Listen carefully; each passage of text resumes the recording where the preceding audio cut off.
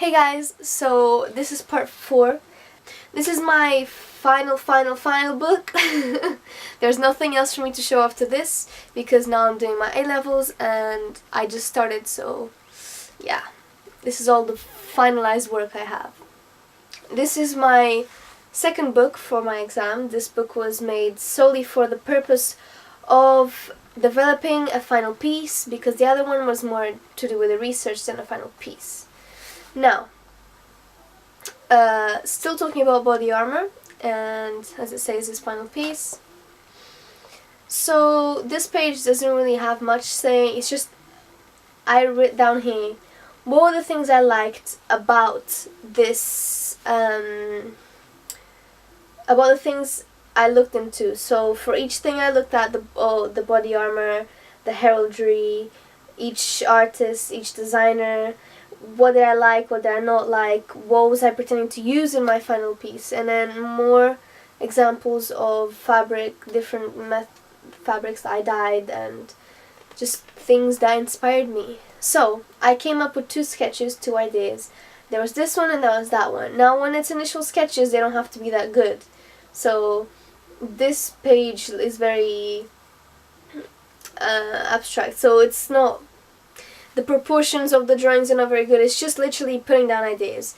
This idea is more like a warrior kind of thing, and this is more like a corset slash skirt slash dress kind of thing. And I decided to take out this to use this idea more than that idea because I would have to make 2 parts to it, so it would be longer for me to do than this one. It would be harder basically. So I planned it. I did 2 drawings. The front version and the back version of what I intended to do. Now my initial idea has a much bigger dress than what actually happened in the end, but here is just me explaining why was I doing many layers, why was I doing this here, what fabric was I planning to use, and yeah. Then we have this. So I was using Shimek Brawley's technique of cutting away parts of the dress and then showing the background. So I was thinking about the things that I used before and what I could use those colors and those patterns in the final piece. Then I figured out which colors I wanted. I wanted to use the blue and the red, the gold and the black. So the gold represents the loyalty and the blue and the red represents strength, as I said, and then the black represents constancy in battle. So I just wanted to reflect that on my final piece of body armor. And this is leather. These are fabrics that I dyed, and then I used batik to make them hard, so it's kind of like armor. And then I had plans to make like a thin layer underneath, which actually didn't happen, but this one I used later on. And this is just examples of these fabrics used, what's it called? Sprayed with spray paint, so silver and gold paint. And here it is. I knew I had it. This is the version of the bird, so the thing that I used before for the prints, the lino prints, I used it here. So I was planning to use it on my final piece. And then I was planning to use it on the leather. So I had to find a piece of scrap leather and then try out to see what would happen and how would it look like with the on leather, because it's different fabrics, and paper it's much different than fabric. Then the idea of using laser cutting, so I was thinking of using the fabric, so the leather underneath, and then putting the what's this? What is this? I don't know what this fabric is, but it's a shiny fabric, gold fabric, to add details as medieval body armor has it as well. And then we have the drawing, the final drawing. So big version, I explained each one.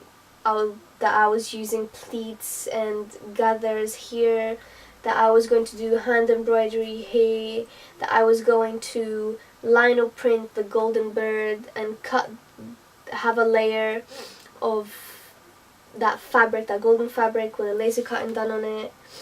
and batik, just various things that I was doing. Then, as I did before, I did another version, so this is like the mini version of the final thing. Just that this is Barbie sized, just like I did before. So this is actually wearable. If I wanted to, I could put it on a Barbie right now, but I'm not gonna go and try and find one of my sisters. And it's just a sort of preliminary version of the final thing. Still using the same fabrics, but when you're working in a small scale, fabrics are gonna bend differently, and it helped me understand what could I do and what should I not do, and if it looks good or not.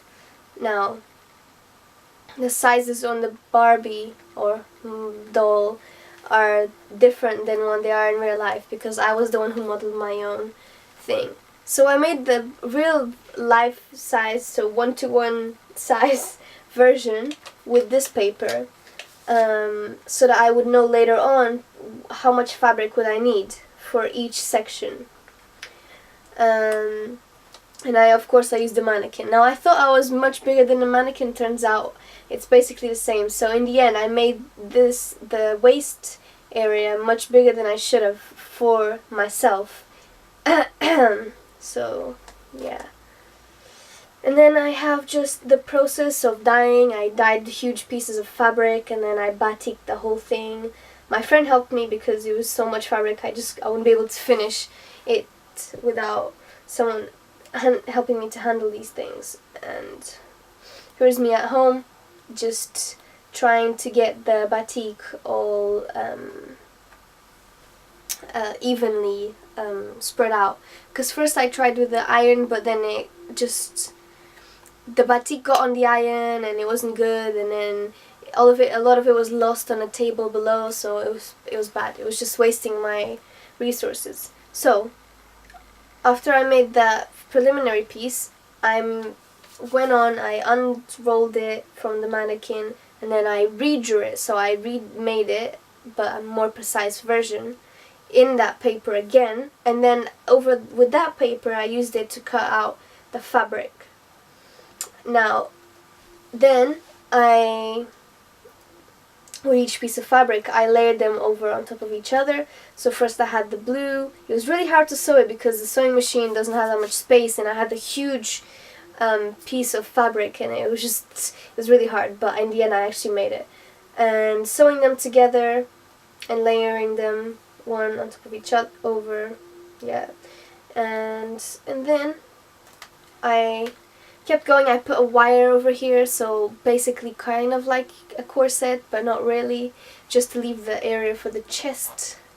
And yeah, and at the back I put on a zip. So, and then we have the final piece. Now I modeled it myself, and as you can see, it should have been higher up a bit, but it wasn't tight enough, so it just kept falling. But it wasn't that bad. It was a pretty good final piece, and it was full marks, so all of my work that I've done is full marks. So even though now I'm sort of judging myself, it was still really good, because as you develop, you learn more, and then you look back at your work and you're like, oh my god, that was so crap. But at the time it was really good, and now hopefully I'll keep making better and better things. So yeah, I hope you enjoyed that video, well, all the videos, and if you missed the other ones I'll put a link in the description. And I hope you subscribe down below, and I give this video a big thumbs up. And yeah, I am going to start making some videos, some art videos, maybe dyeing fabrics, maybe creating a few things. You could give me some ideas in the comments if you want. So yeah, I don't have anything else to say. I hope you enjoyed it. I hope I helped you somehow. And I hope that you really try hard and you achieve all you want in your GCSEs. You get the best results possible. Bye!